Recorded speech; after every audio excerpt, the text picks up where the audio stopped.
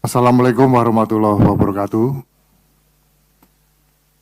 Selamat pagi dan salam sejahtera untuk kita semua. Om Swastiastu, Namo Buddhaya, salam kebajikan. Yang saya hormati dan muliakan Ketua Banggar, Wakil Ketua Banggar, Bapak Ibu anggota Banggar DPR RI, para Menteri Koordinator dan seluruh peserta rapat kerja sekalian yang berbahagia.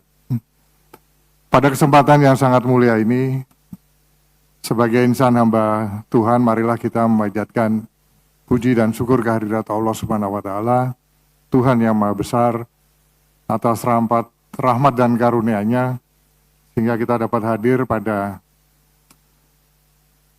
di tempat yang sangat terhormat ini dalam rangka rapat kerja Badan Anggaran DPR RI dengan Kementerian Koordinator.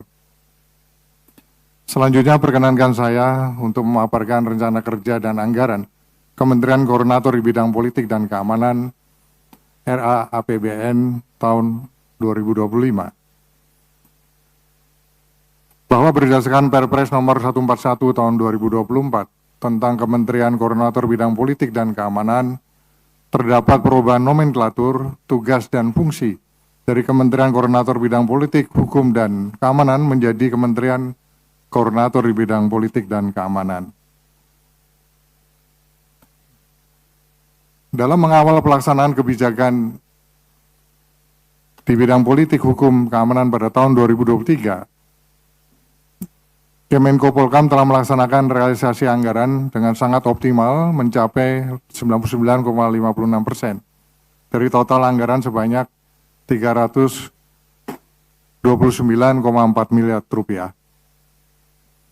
Adapun pada tahun 2024 telah melaksanakan realisasi anggaran sebesar 89,61% dari total anggaran yang tersedia sebanyak 332,7 miliar rupiah. Pagu Kemenko Polhukam pada tahun 2024 juga mengalami penurunan dibandingkan tahun sebelumnya. Di samping itu juga sebagian telah dialihkan sebesar 1 miliar rupiah untuk dukungan Kemenko Hukum, HAM, Imigrasi, dan Pemasyarakatan. Dengan dukungan anggaran yang sangat terbatas tersebut, Kemenko Polhukam di sisi yang lain dituntut untuk bisa mengawal dan memastikan eksekusi seluruh program agar dapat terlaksana dan terimplementasi dengan baik di lapangan. Tentunya dengan beban tugas yang semakin berat, tanpa dukungan anggaran yang memadai, hal tersebut akan sulit untuk direalisasikan. Sebagai contoh, di Kemenko Polhukam tidak ada ruang comment center yang terkoneksi dengan kementerian lembaga untuk memonitor segala permasalahan dan desk-desk yang dibentuk secara langsung. Sementara penanganan isu Polhukam dalam menjaga dan memastikan stabilitas politik dan keamanan nasional sangat membutuhkan kecepatan di dalam koordinasi, sinergi, dan eksekusi di lapangan. Selain itu, belum ada platform big data yang bisa menangani pengaduan masyarakat atau Dumas yang jumlahnya di Polhukam itu sangat banyak, puluhan ribu begitu, sehingga selama ini yang terjadi, tidak semua atau sebagian besar laporan tidak bisa tertangani dengan baik. Hal ini tentunya akan sangat mengaruhi persepsi masyarakat terhadap kinerja pemerintah. Pimpinan dan anggota Badan Anggaran DPR RI yang saya muliakan, berdasarkan surat bersama Bappenas, Kementerian Keuangan, Kemenko Polhukam tahun anggaran 2025 mendapatkan pagu indikatif sebesar 277 miliar 310 juta rupiah 815 ribu rupiah.